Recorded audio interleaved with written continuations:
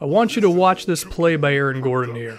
He grabs the rebound, he comes down floor, and if you just give him a second, he embarrasses Rudy Gobert right at the rim. Now, if I told you a guy like this was meant to be playing the power forward position, you would put him at the 4 spot, right? Well, I would like to think you would, but his most recent NBA head coach of the Orlando Magic, Frank Vogel, decided that Aaron Gordon was meant to be used as a small forward, kind of like the recent star player under Vogel at that position, which was Paul George. And I think a lot of people heard Frank Vogel say that and they were just like, dude, what are you talking about? I think the only thing that PG-13 and Aaron Gordon share is the fact that they both can move up and down the floor as well as jump through the roof pretty well. But besides that, the similarities are pretty much nil. I mean, from an offensive standpoint, Paul George is just in a different class than Aaron Gordon is when it comes to creating his own shot and ball handling. I mean, Gordon has never even scratched 30% from 3, but Frank Vogel still believed that he was going to be the small forward of this team, mainly because Serge Ibaka was the veteran acquisition of the offseason, replacing Victor Oladipo, and solidifying the power forward position for the Orlando Magic. And to be fair to Serge, he did fill in that role pretty nicely for the Magic, especially from an offensive standpoint, really taking the next step. But it really hurt Aaron Gordon's game as standing along the perimeter, just watching the offense run through Serge around the paint, he was relegated to a wing player who just stands in the corner and waits for the ball to get to him, which is the exact type of game that Gordon should not be playing.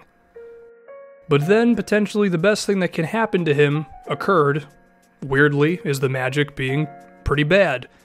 Not effective on either side of the ball, giving up a lot of points while not scoring many themselves. They realize with Ibaka's impending free agency that they should probably trade him and get something for him, rather than just allowing him to go away for nothing. So they traded Serge to the Toronto Raptors because they need a two-way power forward to help their chances in the Eastern Conference playoffs. And Orlando acquired themselves a first-round pick as well as Terrence Ross, who, one, gives them a shooter, which they are desperately in need of. So now that they have him and Evan Fournier, the spacing can just be a bit better, as guys have more room to go do what they want inside the paint. But it also has moved Aaron Gordon to the power forward position, and in the month of March, Gordon's star is really showing now.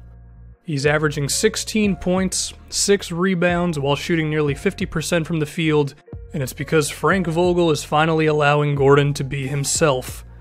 Did you know that when Ibaka was on the team, Aaron Gordon was averaging 0.2 pick and rolls a game, which is around the same level of like Trevor Ariza and Doug McDermott? Now, when you watch the Magic, Gordon is actually setting frequent screens for his point guard Elfrid Payton, which allows him to go to the basket, where he's currently shooting 67%, which is significantly higher than the league average of 60%. It also makes Gordon more of a terror in transition, because he can beat other big men down the floor. He's not competing with the other team's small forward. He's competing with the 4, which he can frequently just be faster than. And because there's no Serge Ibaka in the paint, it just allows him to be himself. He's also around the basket more for dump-off passes. So even if he's not the emphasis of a play, he can still be lingering, or he can find the perfect opportunity to cut to the basket if he sees that his defender is falling asleep just for a moment. And once again, how effective he is around the basket. Gordon's offensive game has really opened up for the Magic ever since Serge Ibaka was traded away. But I think his skills expand just beyond finishing at the basket. For one, Gordon's ball handling really should be noted.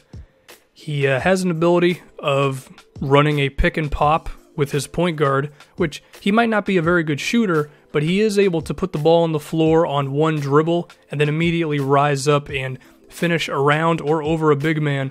And then what's more intriguing in my opinion is he has some real dribble moves, crossovers, behind the back moves. I mean, I think this is a guy who at times could just beat his defender one-on-one, especially if it's an opposing big man. So I feel like Frank Vogel saw this, and that made him believe he could be at Paul George's level. I don't know if Gordon could ever be at a stage where his ball handling allows him to beat wing players off the dribble, but certainly big guys, because he's already doing it now. You can find the highlight of him doing a behind-the-back move on Paul Millsap. But I'm also intrigued by his ability to go coast to coast.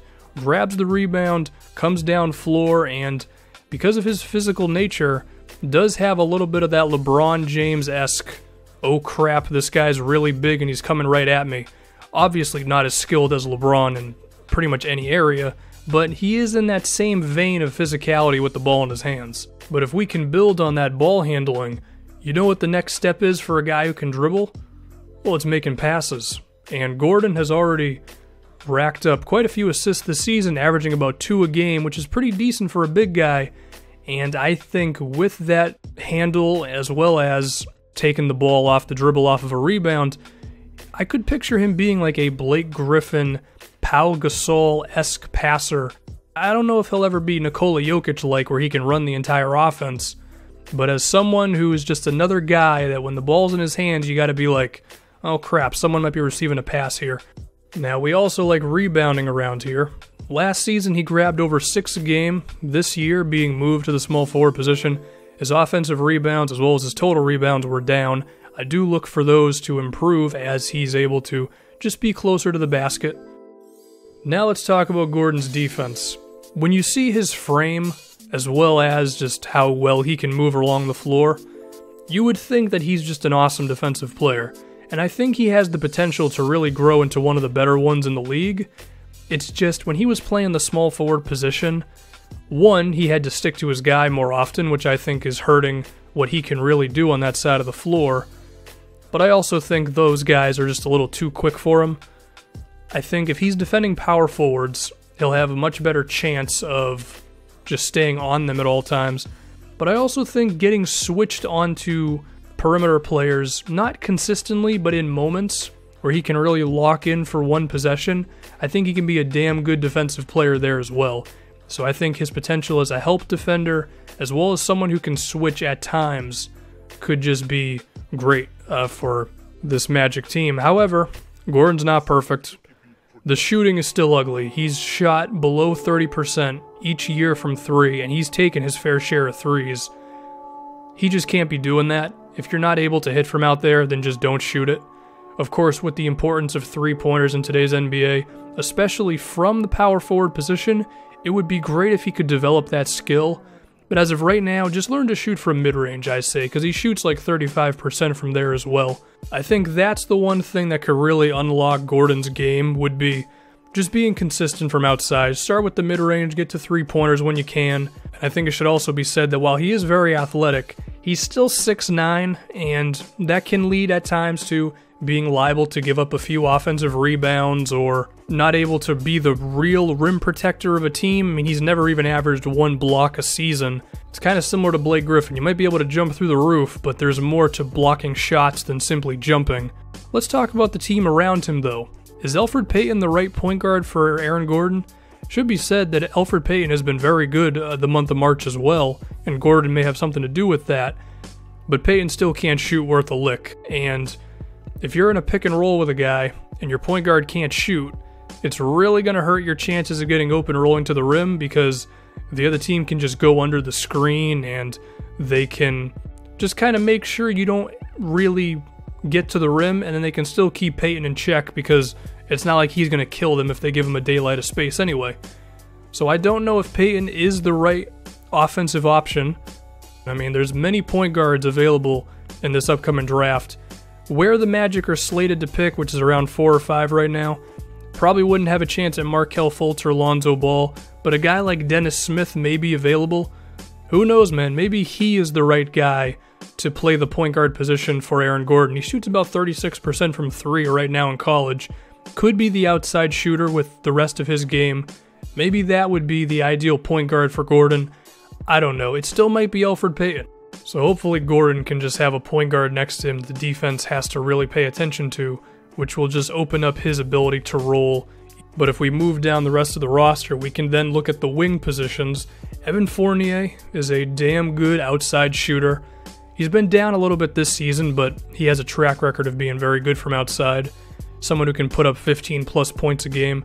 The recent acquisition of Terrence Ross, he's kind of struggled since being in Orlando, but he was having a really strong season for Toronto, being an efficient player who was shooting well from outside as well. I think both of these guys should be on the roster, no doubt, but neither one of them are strong defensive players, so you're probably going to have to replace one of them with a defender in the starting lineup.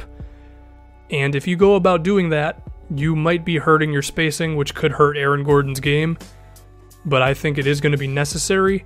Hopefully the guy that ends up playing for over one of these guys can just hit some outside shots. Now let's talk about the centers for Aaron Gordon. There's Bismack Biyombo. You're getting a rare Bismack post-up here, so that's cool.